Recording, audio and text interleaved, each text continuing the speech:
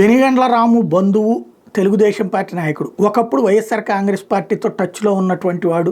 మరి కొడాల నానితో డీలింగ్స్ ఉన్నాయో లేదో తెలియదు. తులసి బాబు ఎవరైతే ఉన్నారో తను మొన్న అరెస్ట్ అయ్యేటటువంటి సందర్భంలో తెలుగుదేశం పార్టీ బ్యానర్లతోనే వచ్చాడు. అయితే తెలుగుదేశం అయినా సరే వదిలిపెట్టలేదు రఘురామకృష్ణరాజు. తనని ఇబ్బంది పెట్టిన వాళ్ళని వదిలిపెట్టే ప్రసక్తే లేదని తేల్చి చెప్పిన ఆయన ఇప్పుడు తులసి బాబుకి సంబంధించినటువంటి బెయిల్ మంజూరు చేయొద్దంటూ డిప్యూటీ స్పీకర్గా ఉన్నటువంటి రఘురామకృష్ణరాజు హైకోర్టును అభ్యర్థించారు. బెయిల్ మీద తులసిబాబు బయటకు వస్తే సాక్షులను బెదిరించడం, ప్రలోభ పెట్టడంతో పాటు తనను కూడా లక్ష్యంగా చేసుకునే ప్రమాదం ఉందన్న. రిమాండ్ రిపోర్ట్ ప్రకారం పోలీసుల విచారణకు తులసిబాబు ఎంత మాత్రం సహకరించలేదన్న.